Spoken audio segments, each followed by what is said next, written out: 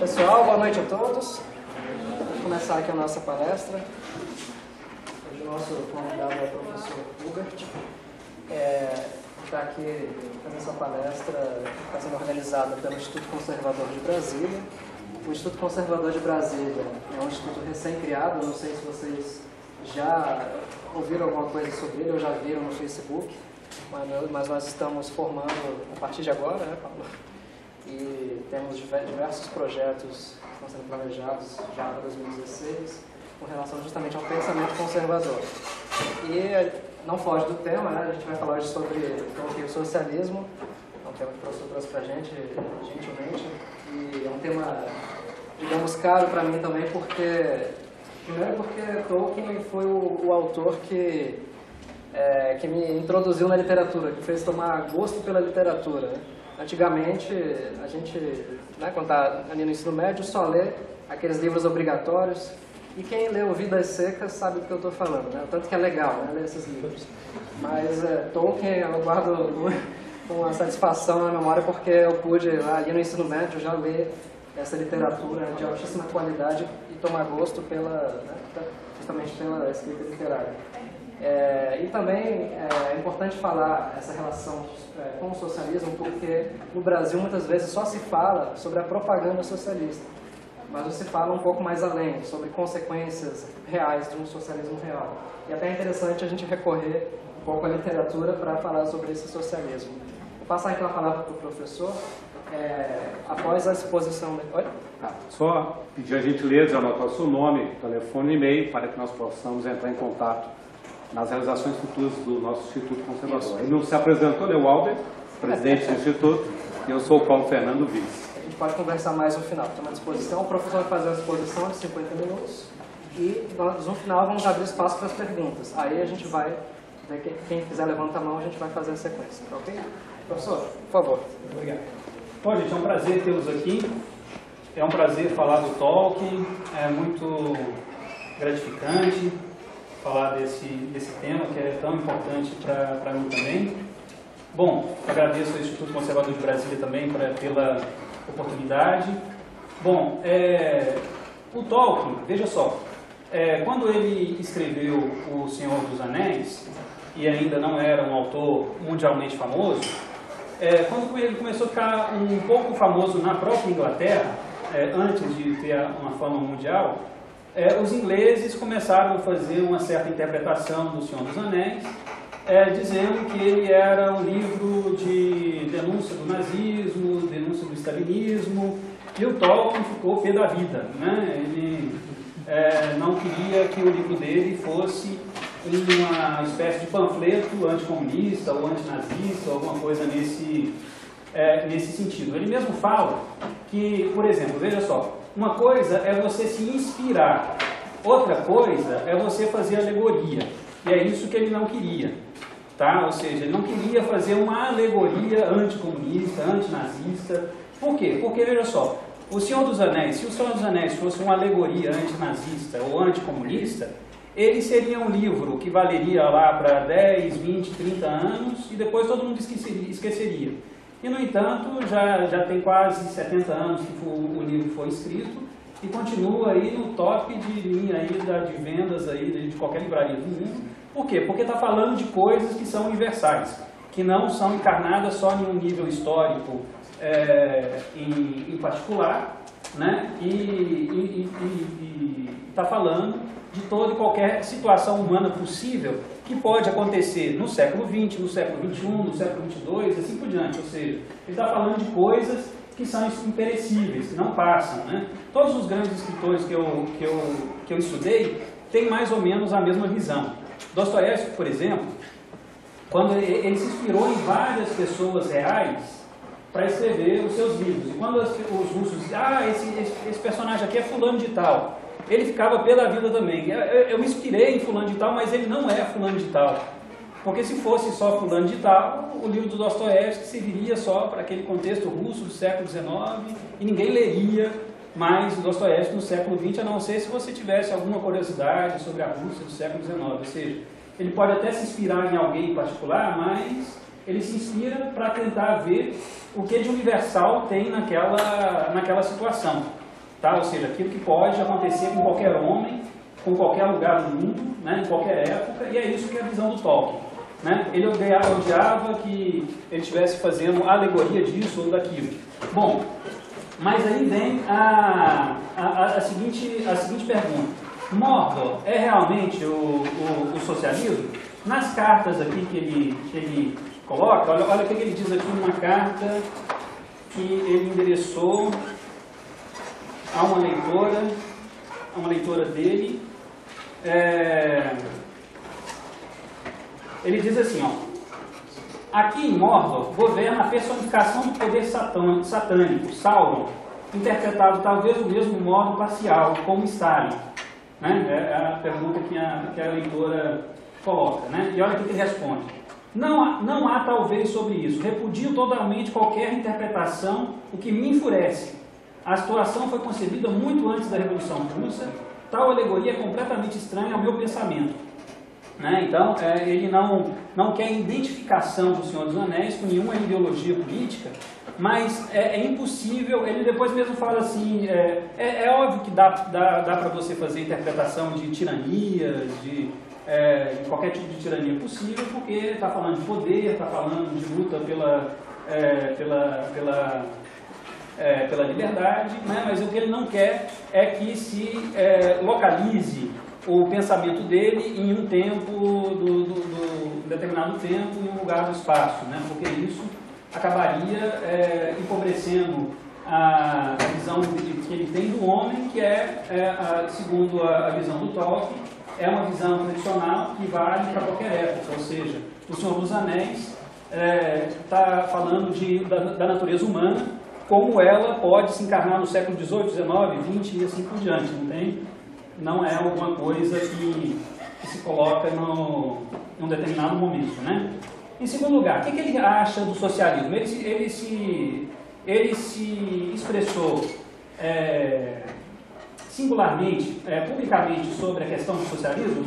Ele falou sim, não nos seus escritos, não é nos seus anéis, não é no Hobbit, Silmarillion, Contos Inacabados, numa carta, ele fala do socialismo e de Stalin. Né? Stalin estava vivo na época, ele estava anos 30, né? do século passado, e olha o que ele diz aqui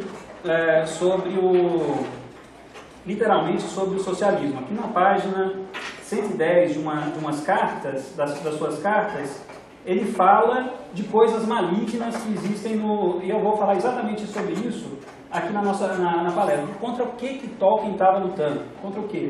Olha o que ele diz. Ainda assim, creio que haverá um milênio, o profetizado governo de 1000 anos dos santos, isto é, aqueles que por todas as suas imperfeições jamais por fim curvaram seus corações e vontades ao mundo ou ao espírito maligno.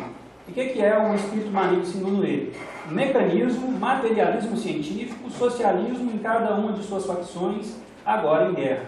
Né? Então, daqui a pouco eu vou falar exatamente sobre isso. Contra que ele estava lutando, é exatamente isso. Né? O grande cavalo de batalha do Tolkien, e por que ele luta lateralmente com o socialismo, é porque ele acha que o socialismo comprou algumas coisas que vão junto com o socialismo, que é, por exemplo, o espírito científico, não o espírito científico, o espírito cientificista, o espírito mecanicista, o materialismo, que é contra isso que ele está lutando. E olha o que ele diz literalmente sobre o Stalin. Né?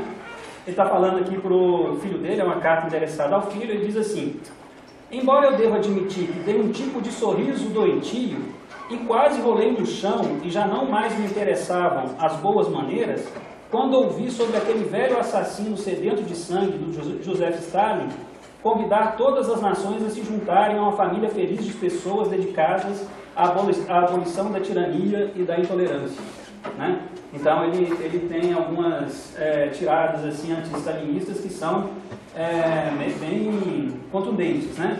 Mas, tirando isso aí, o que é o projeto Tolkieniano? Primeira coisa, ele traz uma meditação sobre o mal. Quem leu o Silmarillion, as primeiras páginas lá do Silmarillion, eu dou aula de filosofia da religião aqui na UNB, eu nunca tive a coragem de colocar aquele texto como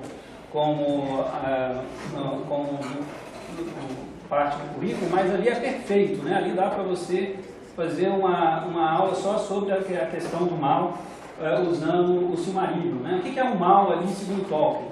O mal é uma coisa que no início é bom e que provoca desarmonia, né? Se quem lê o Silmarillion aí percebe que, por exemplo, você tem lá os Valares tocando uma música, né, e alguém vai e começa a tocar uma música, né, que não tem harmonia nem em si próprio, nem com os demais, né? Então o mal, a origem do mal é você se desarmonizar com aquilo que seria o bem que está inserido na comunidade, né?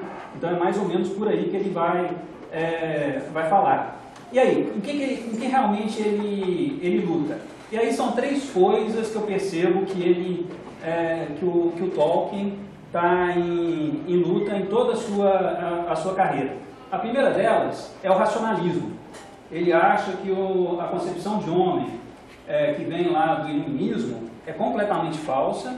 Ela falsifica a natureza humana, achando que o homem é um animal racional e que a razão vai conseguir explicar toda a realidade humana e toda a realidade à nossa volta, vai explicar todo o universo, né? E é nessa crítica ao racionalismo que ele critica tanto o espírito do cientificismo positivista do século XIX, né, quanto o materialismo dialético marxista, também porque seriam frutos desse racionalismo, né? Então você tem aí uma concepção de homem racionalista e a gente percebe que, por exemplo, no Senhor dos Anéis, é óbvio que tem racionalidade, é óbvio que não tem como não ter, mas o universo é completamente mágico, o universo é completamente mítico, e no mito não falta racionalidade, né? A leitura equivocada que as pessoas fazem é que no mito não tem racionalidade nenhuma, pelo contrário, né? O mito está cheio, está preenche de racionalidade, só que além de racionalidade tem elementos que são fantásticos, que são mitológicos, que são feitos para encantar, né? É aquilo que o Pascal chamaria de razão do coração, né? Ou seja, além da razão raciocinante, você tem uma razão do coração que faz com que você se encante, né? E que não esteja interessado em fazer silogismos, explicações racionais do mundo, simplesmente se encanta, né? E o Tolkien diz assim, olha, o que é encantado no mundo? Não são as fadas que são encantadas, não são os elfos que são encantados, é o homem que é encantado, né? Então o homem que encanta, que pode encantar tanto para o bem quanto para o mal, né? Então essa é uma dos pontos em que ele mais bate contra aquilo que ele chamaria de uma queda da leitura, uma espécie de... ele fala muito aqui nas suas cartas, né? De pessoas que no século XX, que ele conheceu, que são piores do que aquelas que habitavam Mordor, né? São quase como se fossem orcs, né? Então ele fala assim, olha, tem pessoas aqui que eu conheço que parecem, são até piores do que os orcs, porque os orcs foram uma espécie de degeneração feita pelo Senhor do Escuro, né? E aí você tem no século XX uma espécie de projeto racionalista de criação de orcs. O que seria esse projeto racionalista de criação de orcs?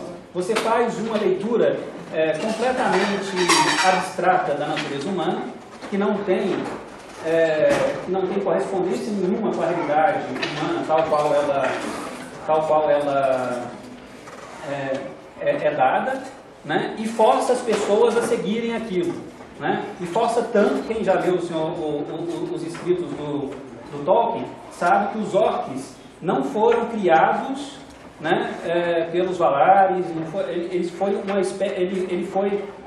os orcs foram criados da seguinte maneira: o Senhor do Escuro ele se apoderou de alguns elfos na guerra e torturou tanto um elfo para que ele se transformasse em orc. O orc é uma espécie de elfo que foi decaído, né? Então é uma espécie de decaimento dos elfos, e Tolkien diz num dos seus escritos, eu não lembro mais qual, que os orcs têm uma espécie de ódio interior ao Senhor do Escuro pelo fato de Sauron, pelo fato de eles não serem elfos e serem orcs, né? E terem consciência de serem seres daquele jeito, quando eles deveriam estar destinados a serem elfos. Então é mais ou menos isso que o Tolkien percebe com as ideologias que vão campear aí no século XX, né? Ou seja, o que são essas ideologias? Todas elas oferecem leituras abstratas da natureza humana. São filósofos de gabinete que pensaram sobre a natureza humana tem que ser assim, assim, assado, e você tem que obrigatoriamente se adequar àquilo ali, porque senão você está fora do projeto de tal, do progresso humano, etc, etc e tal. Então você tem aí uma espécie de orquização, né? Você tem todo mundo tem que se transformar em orc, porque elfo é muito difícil de ser domado, elfo é muito complicado de ser sistematizado, alguma coisa assim, domado no sentido de se tornar um súdito qualquer de ideias que estão imperando aí na sociedade, né? Então, ele fala muito dessa história. Então, a primeira coisa que ele combate é o racionalismo.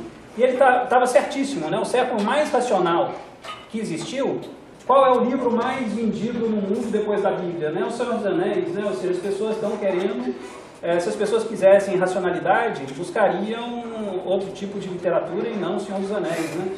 O que encontra no Senhor dos Anéis? Encontra hobbits, Nazguls, magos, coisas que não são do mundo racional, né? Então, se um homem fosse completamente racional, o Senhor dos Anéis seria um fracasso tremendo de vendas, ninguém se interessaria por esse tipo de literatura, e pelo contrário, essa literatura faz um sucesso tão grande, exatamente porque ela mexe com camadas da consciência humana que o racionalismo tenta jogar para debaixo do tapete, né? Colocando as coisas de uma maneira muito esquemática, muito quadradinha, e o homem não é assim, né? Então esse seria a primeira luta do Tolkien, né? Ou seja, esse excesso de racionalismo que veio do século XVIII, né? Que imperou no século XIX, estava imperando ainda no século XX, hoje em dia não é tão forte assim, mas ainda tem uma leitura racionalista do ser humano, né? Tolkien, veja só, Tolkien não é antirracionalista ou irracionalista, não é isso, não é você sair de um extremo e pular para outro. Só com a racionalidade você não entende a natureza humana. A natureza humana precisa do maravilhoso, precisa do mágico, precisa de alguma coisa que o faça mover e mover o seu coração, né? Para que as coisas façam sentido, né? Ou seja, a racionalidade tem papel? É óbvio que tem, né? Nós somos seres racionais, né? E se a racionalidade foi quem escreveu O Senhor dos Anéis, mas só que é uma racionalidade temperada com o mágico, com o mitológico e assim por diante.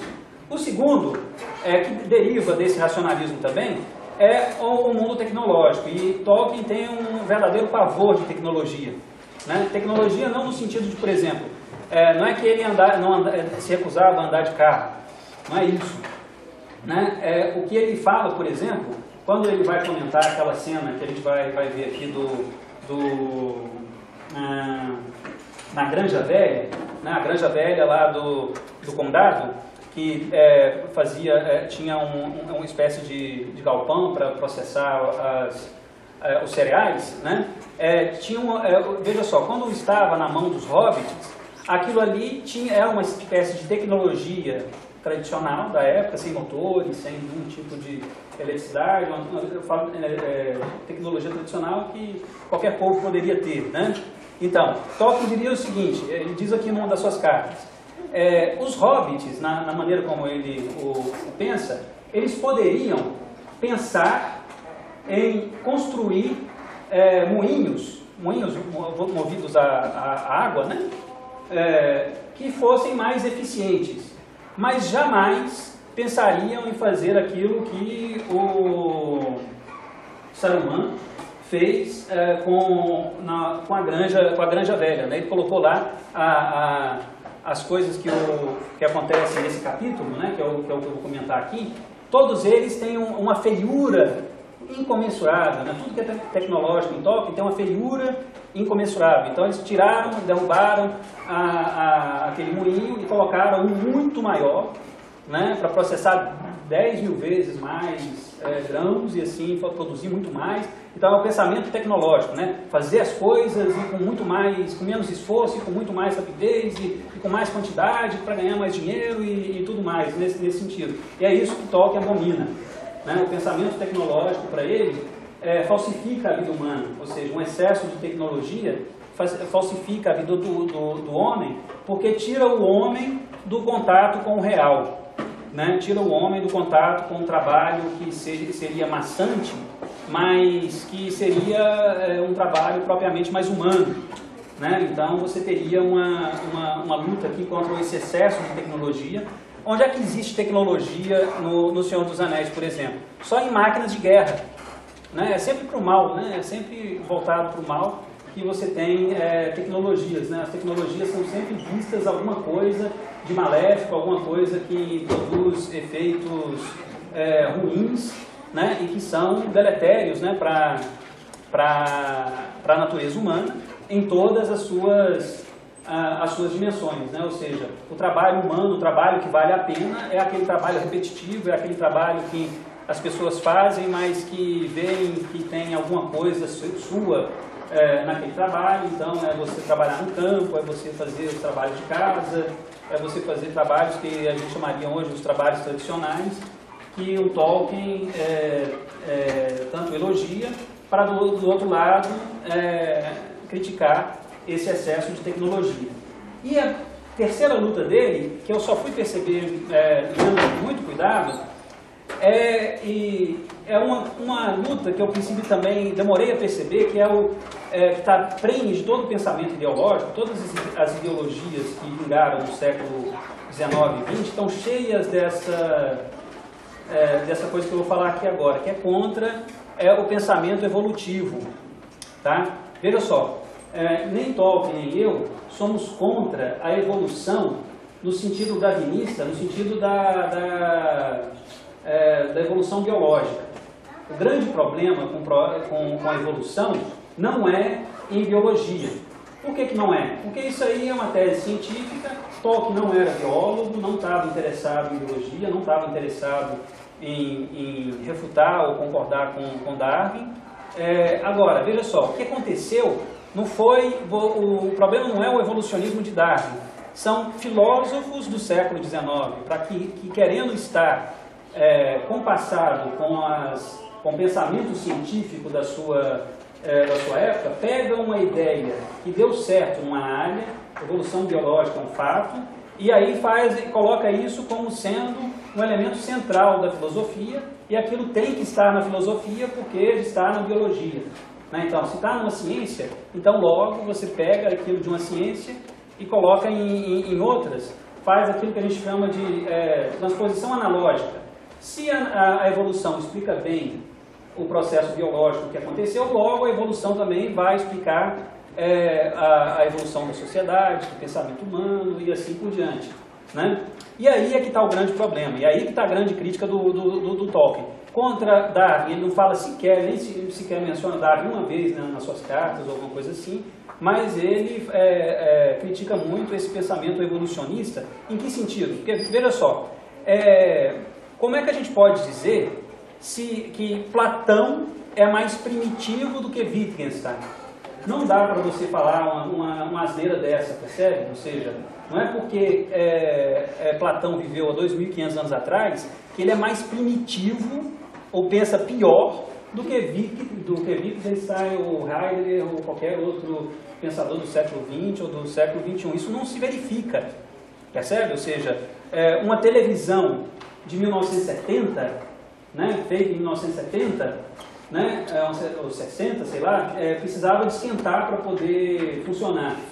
Né, uma televisão de 2015, né, tá conectada à internet, é quase como um computador. Né, então as pessoas fazem a seguinte transposição: se a televisão da década de 60 era tão primitiva e a televisão de 2015 é tão avançada, então Platão é primitivo porque viveu há 2.500 anos atrás, e Heidegger é muito avançado porque está no século XX, ou seja, faz evolução, faz essa analogia forçada, e você pode ter muito bem um pensamento grego de 2.500 anos atrás, que é muito mais atual do que algum pensador que esteja vivo, contemporâneo nosso, e que pode estar falando uma coisa completamente desconectada com a realidade. Então, é nesse sentido que ele é contra a evolução. A evolução não no sentido darwinista, mas no sentido de que as pessoas evoluem com o tempo, o pensamento evolui com o tempo. Nada disso. O pensamento humano você pode aprender sobre a natureza humana lendo Platão.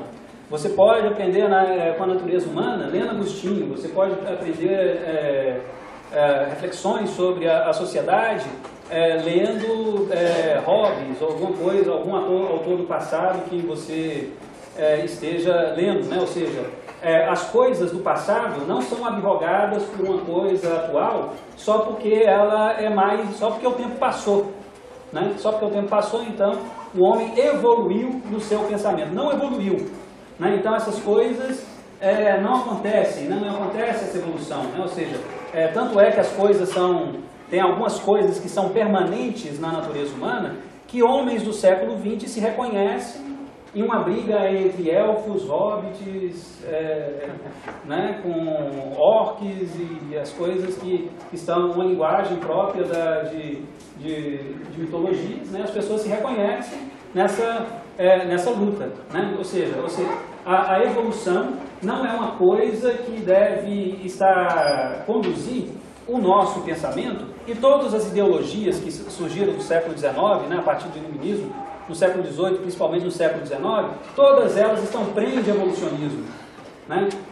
Por que, por exemplo, as pessoas são a favor do socialismo? Porque o socialismo é uma fase evolutiva superior ao capitalismo. Vem o capitalismo, depois vem o socialismo e depois o comunismo. Então você tem uma evolução intrínseca da história. Isso é mentira, ou seja, as coisas não evoluem, o socialismo é mais evoluído do que o capitalismo, percebe? É isso que ele está querendo mostrar, ou seja, as coisas não são esse pensamento evolutivo, né?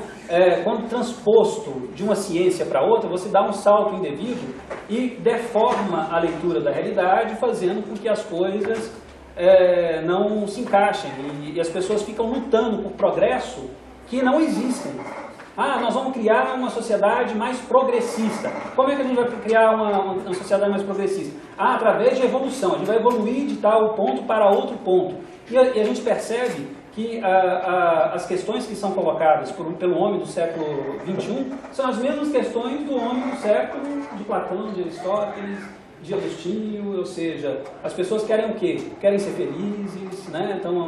Tem depressões, tem encantos, tem as mesmas questões, ou seja, não tem essa tão propalada evolução, não acontece no que tange o pensamento humano, a evolução, o passar do tempo da história e assim por diante. Ou seja, que as coisas mudam é inegável, mas que as coisas evoluem, isso é mais do que problemático, né? Ou seja, mudar não significa necessariamente evoluir, né? Você pode mudar e regredir, né? Ou seja, evolução necessariamente não se dá. E é exatamente isso aqui que ele vai tratar nesse capítulo quase que final aqui do terceiro livro do Senhor dos Anéis, O Retorno do Rei, né? Que é o expurgo do condado. Como é que começa o capítulo? Ele começa com uma proibição. Então, que evolução é essa que começa com uma proibição? Em vez de tornar a sociedade mais livre, começa proibindo, né? Então, a primeira coisa que o Frodo e o Sam Gandhi, né, eles se deparam quando chegam no condado é que na fronteira está escrito lá, né? Proibido de entrar e sair do pôr do sol até a aurora. Então, que evolução é essa? Antes eles podiam se movimentar à vontade e agora eles são proibidos de ir e virem, né? Então, a primeira coisa da evolução que aconteceu foi a proibição de circulação livre das pessoas. E aí começa uma obsessão pelo controle. Para você ter uma sociedade mais evoluída, você tem que ter pessoas perfeitas. E para você ter pessoas perfeitas, você tem que ter o quê? Pessoas que estão obsedadas pelo controle. Você tem que controlar todo o erro possível, toda a falha possível do sistema, e você então tem obsessão por controle. Né? Você tem que controlar tudo. Você tem que controlar onde as pessoas vão. Né? Então, vocês não podem sair de casa depois do pôr do sol. Não podem entrar no condado antes do raiar da aurora. Né? Então, você tem uma obsessão pelo controle, e aí ele fala assim, mas quem que está fazendo esse controle? Ele fala assim, olha, era uma pessoa, mas agora a gente só chama ele de um chefe. Né? Então, ele virou o chefe, né? Ele tomou uma dimensão tão esotérica, né? Que ele não é mais uma pessoa identificável, né? Não é fulano de tal, ele é o chefe. Então, o chefe está em todos os lugares, né? Então ele tem olhos para tudo quanto é lado. Então, esse chefe já não é mais alguém visível, eles nem sabem o nome, né? Tem lá um apelido que eles dão, mas não é uma pessoa que é identificável, né? Então ele é o chefe. E se você falar alguma coisa, o chefe está sabendo que isso é proibido. Não fale isso porque o chefe vai saber. Né? Não comente sobre aquilo que o chefe vai dizer. Né? Então, que sociedade mais evoluída é essa? Se você tem o tempo todo que ficar podando os seus pensamentos, porque senão o chefe vai ficar sabendo e vai te punir. Né? E aí vem também um detalhe, que é a estética aqui, né? Quando ele começa a dizer assim, né? O Frodo e o Sam começam a perceber as construções feias que estão sendo colocadas no condado. Né? Então tem uma construção horrorosa lá no posto de controle das fronteiras, né? E ele é sempre essa história, né? Tudo aquilo que é mal, tudo aquilo que é tirânico, tem um elemento de feio, de deformado, né? Então é uma espécie de uma construção racionalista e deformada, que já revela na sua própria feiura a qualidade de ser que a projetou.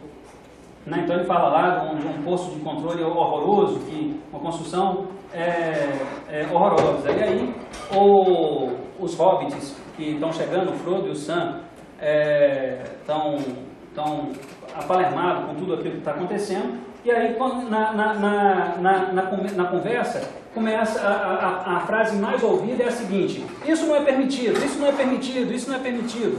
E aí o Sam fala assim, ó, se vocês me falarem mais uma vez que isso não é permitido, eu vou dar um murro na cara de vocês, né? Porque eu não aguento mais ouvir falar de isso não é permitido, né? Então começou a ter uma série de proibições que antes não existiam.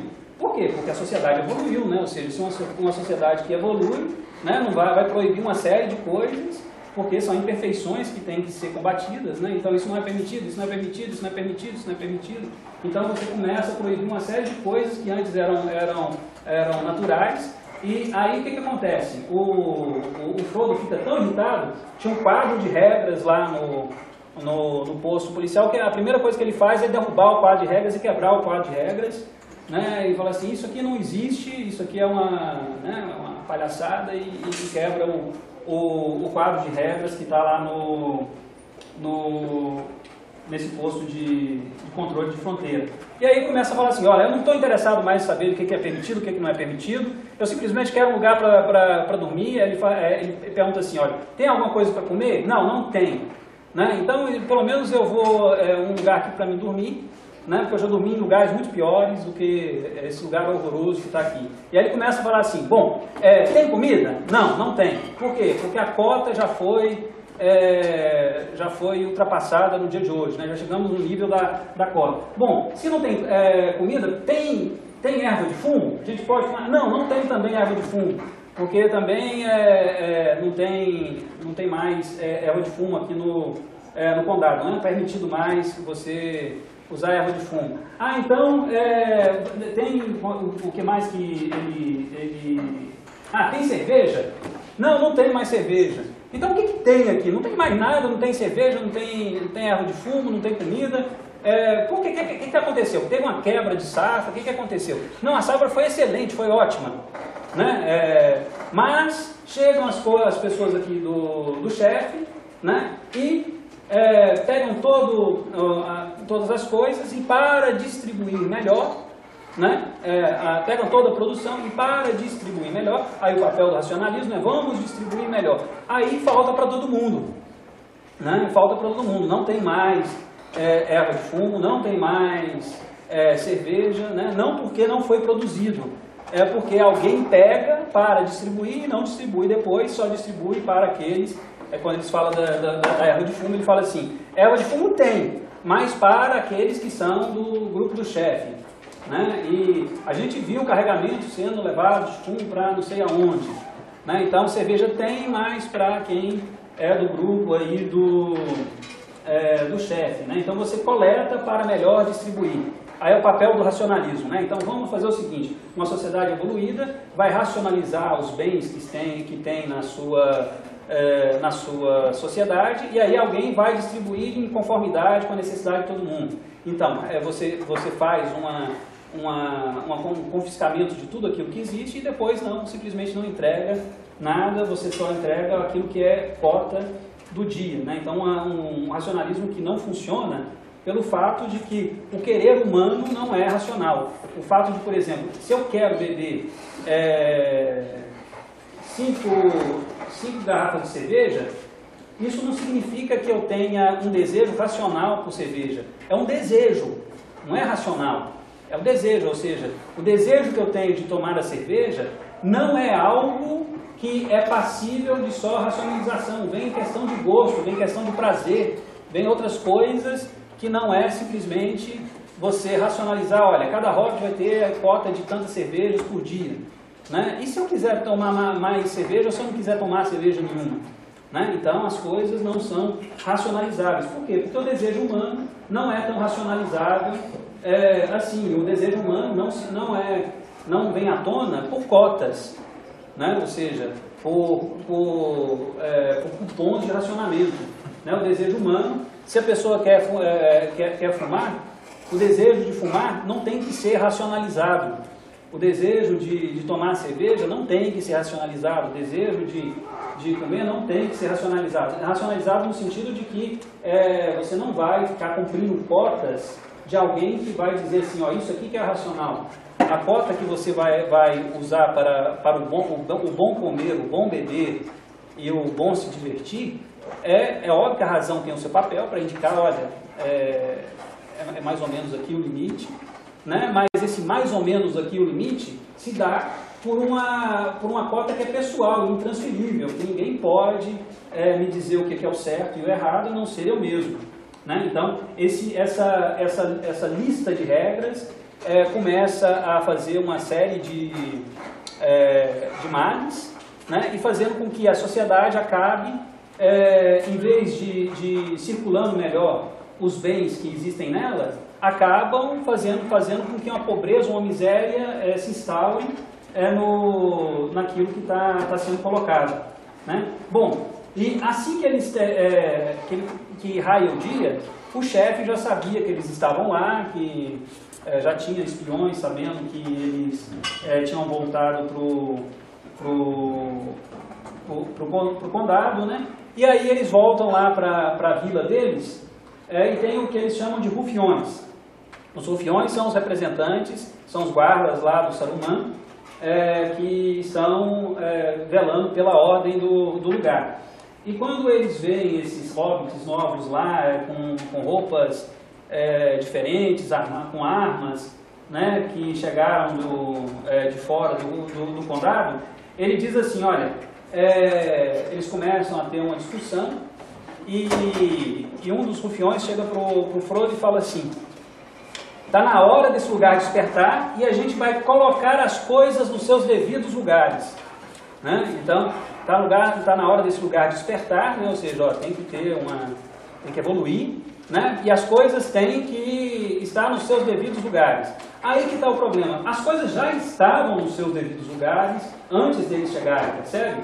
É isso que o condado as coisas já estavam nos seus devidos lugares. Eles não queriam essa nova ordem que foi estabelecida por Saruman lá no condado. Por quê? Porque as coisas já estavam nos seus devidos lugares, não tinham que mudar porque alguém disse que está na hora do condado despertar e evoluir para alguma outra coisa que que não seja a maneira tradicional deles de se autogovernarem, de viverem daquela maneira, né? Então, colocar as coisas no lugar é exatamente aquilo que era o papel dos anfitriões, né? Mas o que é colocar as coisas no lugar? É cumprir um plano que foi ditado pelo chefe, e não a vida tal como ela estava sendo vivida pelos hobbits, né? O que tem aqui são dois planos. Olha, eu quero deixar bem claro aqui, a visão do Tolkien é o seguinte: tem uma vida que está no seu devido lugar, porque as pessoas vivem aquilo ali de acordo com regras ancestrais, com experiências que vão se acumulando, né? com coisas que vão se acumulando socialmente, que vão se acumulando e vão dizendo assim, olha, isso dá certo, isso dá errado, isso aqui é bom, isso aqui é mal. As coisas vão se colocando no seu devido lugar com a experiência humana que vai se acumulando, e as pessoas vão percebendo, olha, essa lei é boa, essa lei não pega, essa aqui torna a sociedade mais viável, etc. Então, as coisas vão se colocando no lugar com o tempo. O tempo vai fazendo a conformidade e a sociedade vai conservando as coisas que são boas e vai jogando fora aquelas que se verificaram pelo critério da realidade, né? A realidade disse assim, ó, isso não funciona. Então, você joga fora aquilo que não funciona e conserva aquelas coisas que funcionaram ao longo do tempo. Então, você tem uma concepção que é orgânica de vida, tá? É um organismo, a vida é um organismo, e o organismo vai se adaptando, né? Vendo as coisas que são boas de acordo com a realidade na qual ela está inserida. A outra é uma concepção racionalista. A concepção racionalista não está interessada na experiência do passado. Ah, o passado já morreu, o passado já era. A gente tem agora, né, tecnologias maravilhosas e tudo mais, a gente vai traçar planos que vai transformar a sociedade, vai transformar o homem, vai dar um novo hobbit que vai nascer, é um novo elfo que vai vir, então é um novo orc que vai aparecer, então a gente vai conseguir transformar tudo, né, com tal plano, etc e tal. E a gente vai colocar as coisas nos seus lugares a partir desse plano. Então você tem uma concepção de vida que é orgânica e uma concepção de vida que é racionalista. A orgânica tem contato com a realidade. A racionalista tem contato com a teoria e não com a realidade. Tem contato com a teoria que foi feita sobre a natureza dos hobbits, sobre a natureza humana, sobre a natureza de fulano de tal espécie. E você tem que se adaptar àquela leitura que foi colocada. Então, as coisas não precisariam ser colocadas nos seus lugares, porque elas já estavam antes do ser humano chegar lá. Então, essa que é a leitura, né? E aí vem o Frodo faz a seguinte pergunta: quem é que começou com tudo isso? Né? Foi o meu parente lá, o outro, né? O outro bolseiro, que era um dos chefes lá do condado, né? E ele diz, olha, infelizmente foi o Loto Bolseiro realmente que começou essas coisas, que começou a ter ideias esquisitas, tá? Literalmente nesse termo lá começou a ter ideias esquisitas no sentido de que não eram condizentes com a realidade do condado. E aí vem a seguinte, como é que começou? Como é que ele começou tudo isso? Ele diz assim, ó, ele começou a ficar rico demais. Ele começou a comprar a maltaria, né, a fábrica de malte para fazer cerveja, começou a fazer isso, aquilo, né? E começou, a ideia esquisita era essa. A ideia esquisita era exatamente essa. Ele começou a querer ter coisas mais do que ele era necessário para ele viver, tá? Aí alguém poderia fazer a seguinte pergunta, né? Vou antecipar aqui uma possível pergunta de vocês. Mas isso aí não é a ganância capitalista? Uma pessoa que está querendo cada vez mais, não é a ganância e não um controle socialista das coisas? Aí que está. A pessoa fica tão rica, mas tão rica, que não quer que outros fiquem ricos também, né? Então a melhor maneira de você evitar que outros também fiquem ricos é que você seja o único rico do lugar, né? Não ter concorrente nenhum, né? Então, ou seja, ó, vamos fazer um sistema, vamos ter liberdade econômica, até eu ganhar muito dinheiro. Quando eu ganhar muito dinheiro, a gente faz um outro sistema econômico para que eu que ganhei muito dinheiro, não seja concorrenciado com outras pessoas que vão ganhar dinheiro. Então a gente fecha o sistema e aí a gente vai proibir as pessoas de ganhar dinheiro, porque eu já tenho muito dinheiro e eu não quero que o outro tenha, eu quero que ele trabalhe para mim. Tá? Então as ideias esquisitas começam nesse patamar. E quem é que resiste? E quem é que resiste aí ao projeto aí do Saruman? Ele fala lá da Lobélia, né? Quem era a Lobélia? A Lobélia nem aparece na história direito. Era uma hobbit, uma senhora hobbit de uma certa idade, e começa a ter um certo entreveiro lá com os rufiões, né? Com os rufiões do Saruman. E ela é que a única pessoa que resiste ao Saruman é uma senhora de idade que tem a coragem de dizer que as coisas estão erradas, né? Ou seja, quem se rebela não são os fortes, né? Quem se rebela geralmente são os fracos, né? São os pequenos, né? São os pequenos que percebem que as coisas estão erradas e que mostram, olha, o rei está nu, né? Não é à toa que, por exemplo, quem joga o anel na montanha são os menores, são os hobbits, né? Por que o Gandalf não foi jogar ele pessoalmente o anel lá em Mordor, né? Foi o Hobbit que é o mais humilde dos seres, mais, né, em termos físicos, né, que foram os portadores dos anéis, né? E o Gandalf, que era um mago, né, que tinha tantos poderes, ele que poderia ser um portador do anel, ou então os elfos, que tinham tantas habilidades, não foram escolhidos, né? São sempre os menores que resolvem os problemas, né? Então são eles que acabam se rebelando contra as pessoas, já que os poderosos estão coniventes entre si, e a Lobélia é a única que se rebela quando o Frodo não está lá, né? E ela vai lá para a prisão exatamente porque ela se rebelou, né? E aí eles chegam lá na Granja Velha. Já estou terminando aqui a palestra. Eu sei que está muito calor aqui, né? Calor de Mordor, né? Aqui,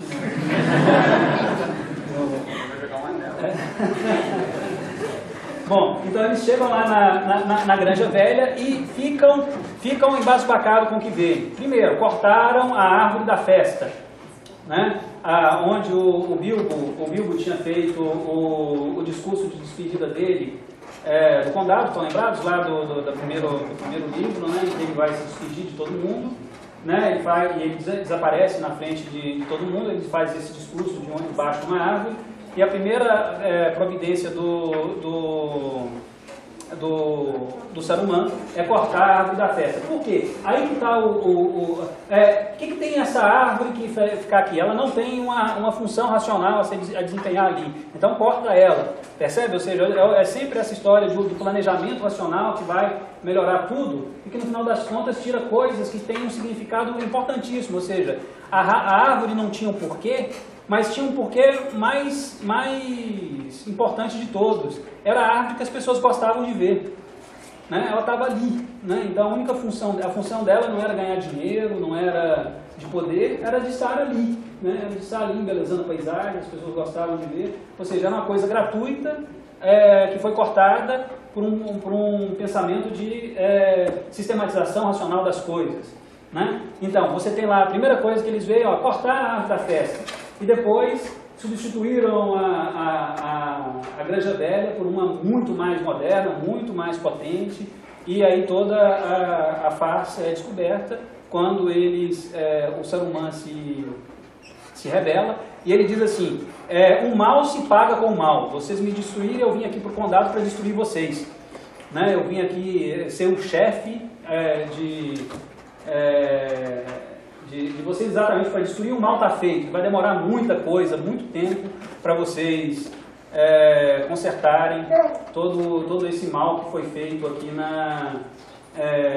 no condado, né? Ou seja, o que a reflexão do Tolkien aqui está querendo mostrar é o seguinte: bom, esse projeto racionalista de sociedade que coloca tudo, né, É como se fosse, hoje a gente tem computadores maravilhosos, então a gente vai ter uma sociedade extremamente bem planejada, só que o desejo humano, o coração humano não são planejados, e a vida humana não são passíveis de planificação, como as pessoas acham que elas são, ou seja, você não pode planejar as coisas como elas devem acontecer passo a passo, porque a vida sempre inova, sempre coloca novas coisas, e a vida é anti-regras, né? Ou seja, algumas regras elas existem, mas as outras, que são completamente desprovidas de sentido, a vida se rebela contra esse excesso de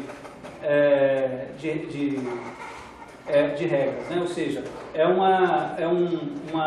o pensamento do Tolkien vai pelo seguinte sentido: a sociedade pode evoluir, entre aspas aí, tecnologicamente, indefinidamente. Você pode ter tecnologias aí impensáveis quando Tolkien estava vivo. Esse aí não é o grande problema. O grande problema é você cortar a árvore da festa porque ela se tornou velha. Percebe? É você cortar uma coisa que fazia sentido por causa de um racionalismo boboca que diz assim: essa árvore não tem utilidade nenhuma, não serve para ganhar dinheiro, não serve para melhorar a qualidade de vida das pessoas, etc. e tal, corta. Né? Ou seja, a sociedade pode evoluir no sentido tecnológico do termo o quanto quiser, mas tem coisas que têm que permanecer nessa evolução, porque senão Mordor reaparece. Né? E o Frodo, quando ele fala quando ele vê todo aquilo que está acontecendo lá no condado, ele fala assim: isso aqui o Sam fala assim para o Frodo, né? Isso aqui é Mordor.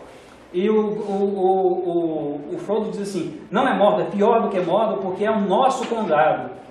Né? Ou seja, aquilo que está acontecendo na nossa sociedade. Né? Ou seja, se estivesse acontecendo em Mordor, lá em um lugar que é distante, né? Que a gente não teria possibilidade de interferir, é uma coisa, mas está acontecendo aqui, na minha casa, na minha rua, né? na cidade em que eu vivo, né? Então é pior do que Mordor porque está ali, né? Está diante daquela realidade. E aquela realidade é aquilo que você não queria ver destruído.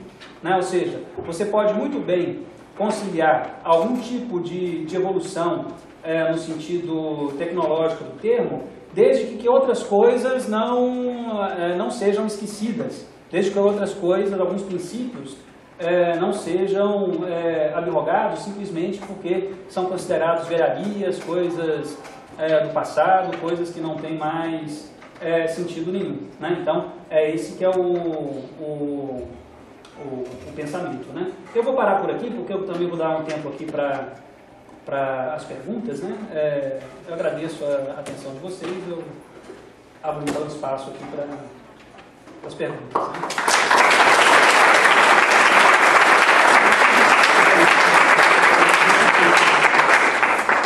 Perfeito, professor, obrigado. O tema é quente, né, gente? Todo mundo se abanando aí. Bom, vou fazer a primeira pergunta e aí a gente vai fazer uma sequência para as demais. Seria o seguinte, me corrija se eu estiver errado. Eu tenho a impressão de que no Senhor dos Anéis eles passam por diversas sociedades ao longo da história, mas elas não são tão bem descritas como essa que se formou ali no Condado no final do terceiro livro. Parece que essa é a que melhor você entende em termos de legislação, regras, proibições. Mesmo eu acho que a própria Sociedade do Anel, você só sabe, por exemplo, que só existe um mês de jejum e algumas coisas a mais, mas você não sabe outras regras de tudo que é mostrado no livro. Será que não seria justamente para contrapor sociedades, assim, será que não foi a intenção dele justamente mostrar sociedades que funcionam, que tem um mínimo de organização, digamos, saudável em relação a uma outra, que ele de fato quis criticar problemática? Será que foi por isso que ele quis detalhar melhor para mostrar um problema? Desde que, veja só, Tolkien não é um sociólogo, não é um pensador político, né, no sentido filósofo político, né? É óbvio que tem reflexão sobre a natureza humana, sobre coisas que estão presentes na realidade, né? Olha só o que ele diz. Uma das cartas ele diz o seguinte, olha só, eu até me surpreendi numa das cartas ele diz assim: uma carta que ele endereçou ao seu filho, né? Sabe de uma coisa? Sabe qual é o meu pensamento político mais autêntico? No final das contas, eu sou um anarquista, mas um anarquista no seguinte sentido. Eu tenho ódio ao Estado, eu tenho um pavor do Estado. Por quê? Porque o Estado ele vem para me dizer o que eu tenho que fazer, como eu tenho que gastar meu dinheiro, o que eu tenho que fazer para comprar isso, para comprar aquilo. Fica interferindo na minha vida e eu tenho pavor do Estado. Tenho pavor do Estado no sentido que, como ele se constituiu no século XX, né? E ele se diz anarquista no seguinte sentido. Eu sou anarquista no sentido inglês do termo. Como assim? Eu sou inglês no sentido de que minha casa, eu quero dirigir ela. Né? Então, na minha casa, as minhas regras, e na minha casa eu sou o rei, eu quero viver como eu quero aqui na minha casa, né? E não estou interessado na interferência estatal. Então, ele tem esse pensamento assim, anarquista, entre aspas, e o ódio que ele sente da interferência do Estado no dinheiro que ele ganha e assim por diante. Agora, isso se reflete no Senhor dos Anéis? De maneira indireta, reflete. Né? Ou seja, veja só, não é que você não tem que ter regras. Aí que tem as duas... veja só, é impossível não ter... Se tem duas pessoas, logo tem regra. É impossível ter convivência humana sem regra, mesmo que seja regra subentendida. Precisa ser regra explícita. Agora, veja só, uma coisa é você ter regras que vêm da experiência humana, né, acumulada ao longo do tempo e que vai passando ao longo do tempo. E a outra coisa é você ter um conjunto de regras feitas por um reformador ideal que te impõe essas regras como dizendo assim, isso aqui é o fruto do progresso, isso aqui é o fruto da última teoria social e política, etc. e tal, e é isso que o Tolkien tem pavor. Né? Então, realmente, o condado aí, a descrição do condado, ela condiz com isso, né? Ou seja, é lá que ele vai criticar esse excesso, não a existência das regras, porque é impossível a não existência delas, mas o excesso, né, que o racionalismo promove, né, na vida das pessoas. Né? Temos perguntas? Sim? Se o Tolkien critica o socialismo de Mordor, falando sobre Mordor, né, será que ele enaltece o anarquismo no condado? Veja só, a posição dele é o seguinte: o Tolkien, ele não é socialista, mas ele tem... veja só, o fato de você não ser socialista não significa que você defenda o capitalismo. Ele não defendia o capitalismo no sentido... é por isso que ele fala pessoas de ideias esquisitas que querem ganhar mais do que necessitam para a sua vida. Tá? O pensamento econômico do Tolkien é mais ou menos o pensamento econômico do Chesterton, que é uma espécie de sociedade de pessoas em que elas se satisfazem com aquilo que seria necessário para a sua subsistência. Agora, quem vai dizer o que é necessário para a minha subsistência sou eu, não é nenhum programador do Estado. Percebe? Ou seja, quem vai dizer o que basta para mim e para minha família sou eu. Não é a política governamental que vai me dizer que eu tenho que parar em tal momento. Quem vai dizer que eu tenho que parar em tal momento sou eu. Então, é anarquista no sentido de que quem decide sou eu, não é o governo. Então, o governo não tem que dizer se a minha conta bancária está alta demais, ou está baixa demais, ou está mediana demais. Quem tem que dizer o nível da minha conta bancária, o nível de satisfação da minha conta bancária, sou eu. Sou eu, não é o governo. O governo não tem que interferir nas coisas que eu posso resolver segundo a minha vontade. Mas não é anarquista no sentido de que quando eu vou falar das coisas, colocar os meus limites, por exemplo, eu levo em consideração o outro. Eu levo em consideração o condado. Percebe? Eu levo em consideração a comunidade da qual eu faço parte. Ou seja, não é anarquista no sentido de que eu me isolo dos demais. Aí não, aí eu tenho que estar... se eu sou um hobbit, eu tenho que levar em consideração os outros hobbits, porque senão é um pensamento esquisito. Percebe? Então eu não sou anarquista nesse sentido, ou seja, eu tenho que levar em consideração a comunidade, porque os outros também têm que ter a oportunidade de ter quanto bens eles acharem que são necessários para a sua subsistência, para a sua família. Então, veja só, a crítica vale tanto para o capitalismo como para o socialismo nesse sentido, né? Ou seja, é o capitalismo que promove a ganância e o socialismo que promove uma distribuição racional dos bens que, no final das contas, faz com que as pessoas não tenham nada, acesso a nada. E a ganância também não é boa orientadora da sociedade. Né? Ou seja, o que seria uma boa sociedade? Aquelas que as pessoas... É por isso que o Tolkien é tão refratário quanto a tecnologia. Porque com tecnologia, por exemplo, hoje em dia, sem sair de casa você ganha dinheiro. Sem sair de casa você ganha milhões. Tem garotos aí americanos com 18, 19 anos com vários milhões de dólares de riqueza, só com coisas que nunca saiu de casa, então perde o contato com a realidade. A pessoa nem sabe se precisa daquela riqueza toda. Então o mundo tecnológico faz uma espécie de falsificação do mundo, cria uma aura de falsa realidade que sufoca a pessoa.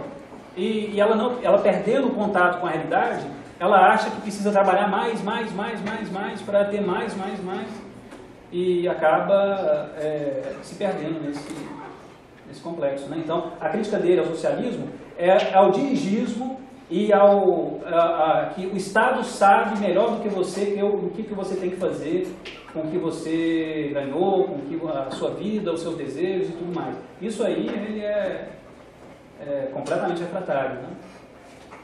Sim.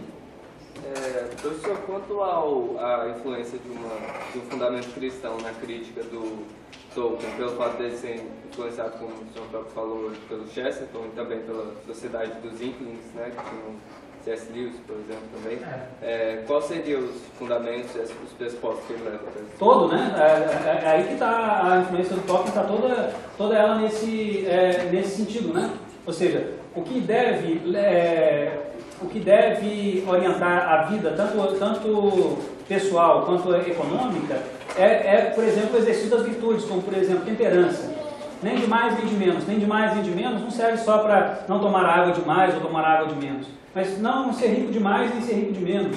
Ou seja, para que eu quero ter $1 bilhão? Né? Para que isso? Né? Qual é o objetivo de ter isso? Mas eu também não quero ser miserável e passar fome. Né? Ou seja, então as coisas é óbvio que tem uma fundamentação nas virtudes cristãs, né? Que é a fundamentação do pensamento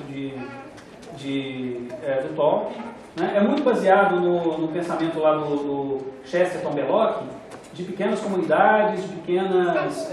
se vocês clicarem na internet, tem uma série de comunidades lá na Inglaterra que estão vivendo segundo esses preceitos, né? Que as pessoas não estão interessadas, por exemplo, quando elas chegam a um determinado nível de conforto, vão trabalhar mais para ter mais conforto. Não quero. Não quero, né? Quero ficar com a minha família, né? Vou educar meu filho, né? Vou curtir um filme que eu gosto, né? Por que eu vou querer trabalhar mais só para ganhar mais dinheiro ainda e ter mais uma conta bancária maior ainda, né? Então não faz sentido, né? Então tudo isso de que, por exemplo, ter mais não faz sentido, isso vem da fundamentação cristã, né? Que você você chega a um nível que basta, né? E que seria o nível normal da natureza humana, né? Não tem nem de mais nem de menos, né? Alguma outra pergunta? Sim. Opa, tudo bem, professor? É o seguinte, eu estava comentando com a minha namorada que essa parte do livro não tem no filme, na adaptação feita por Peter Jackson. E ela me perguntou por quê. Aí eu pensei, poxa, boa pergunta. Aí depois eu posso dar um palpite. Por que será que essa parte é tão interessante, inclusive, me deu aí uma análise na palestra? Por que será que Peter Jackson não incluiu ela no filme? Eu não saberia responder assim, literalmente, sobre a escolha pessoal dele, né? Bom, se você se você lê o livro e vê o filme, tem muitos detalhes que se perderam, né? Agora, por que realmente essas coisas que essa parte do livro que é tão importante aqui está fora do filme, eu não tenho assim uma resposta objetiva para te dar se foi uma escolha intencional ou... O terceiro filme já é longo para um padrão normal do cinema, né? Não sei se foi uma escolha intencional deixar isso de lado porque achava que o anel já tinha sido jogado, a história já tinha terminado mesmo. Então seria alguma coisa, um apêndice, né? Não saberia responder de uma maneira mais precisa, né? Tem alguém aqui? Sim. Professor, existe uma relação com a alegoria da caverna do Platão, tanto para Bilbo quanto Sam e o Frodo, quando voltam para o condado? Tipo, eles têm uma realidade, eles saem, conhecem o mundo lá fora, voltam e acham que é estranho. Tem alguma relação? Veja só, o Tolkien, a leitura, ele é um homem de muitas leituras, mas tudo aquilo que ele aprendeu da natureza humana, ele aprendeu muito mais em mitologia do que com uma reflexão filosófica, né? É óbvio que o Tolkien leu Platão, ele conhecia alguns filósofos da tradição, né? Os clássicos, ele conhecia, mas o que ele não queria é que você dissesse assim, ó, nisso aqui está Hobbes, nisso aqui está Platão, nisso aqui está Aristóteles, nisso aqui está Agostinho. Ou seja, ele mesmo tendo uma série de influências, uma série de leituras, o que ele queria era o seguinte: eu quero criar um mundo que faça sentido, tá? Bom, que isso vai ser influenciado pelas leituras que ele fez e tudo mais, é o que ele chamava de subcriação, né? Ele tinha a teoria da subcriação e dizia o seguinte: veja só, o que é uma subcriação?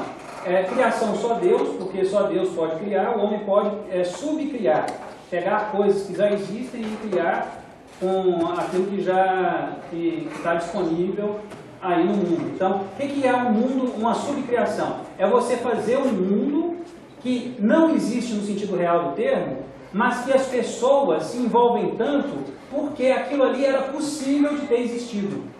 Porque aquilo ali é tão coerente, tem uma plausibilidade de ter existido. Ele dá o seguinte exemplo, quer ver? Se eu sou uma pessoa que está escrevendo um livro como O Senhor dos Anéis, por exemplo, e eu quero dizer que lá na Terra-média tinha um sol que era verde, ele dá esse seguinte exemplo, né? Se eu quiser colocar que o sol era verde, eu tenho que fazer com que as coisas, nesse mundo, faça sentido que o sol seja verde. Tá? Para que não seja um absurdo qualquer e a história perca o sentido, né? As pessoas vejam a alegoria, tá na cara que isso aqui é uma alegoria porque só o verde não existe, percebe? Ou seja, quando a alegoria tá na cara demais, é porque o escritor não soube esconder as suas pegadas, né? Então é um escritor de segunda categoria. Então, para você não ser descoberto nessas alegorias de uma maneira evidente, você tem que ter um certo talento. Tolkien tem talento demais. Ele não usou, por exemplo, de maneira consciente, ele não usou Platão, alguma coisa assim, né? Mas dá para você fazer algum tipo de analogia, né, com autores da tradição filosófica, né? Mais alguém, gente? Tolkien é um mundo, né? Eu já dei dois cursos aqui de análise filosófica de literatura. O primeiro foi de Dostoiévski no ano passado, esse ano eu dei Dante. No ano que vem eu quero dar Tolkien, mas eu estou com medo de ter 2.000 alunos e eu não vou conseguir. A UNB toda vai ser minha aluna e não vai ter sala suficiente para dar o curso, né? Mais alguma questão, gente? Mais alguma pergunta? Só lembrando, pessoal, tem uma lista de presença passando, que ela assinou. Onde é que ela está agora? Aqui.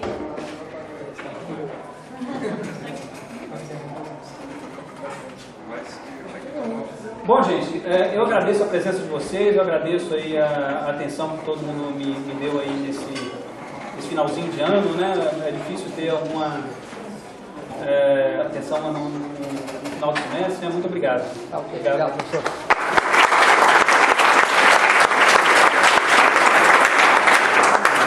Quem quiser já saber mais sobre o conservador de Brasília, pode falar comigo ou com o Paulo Fernando aqui na saída. A gente conversa depois. Demais, né?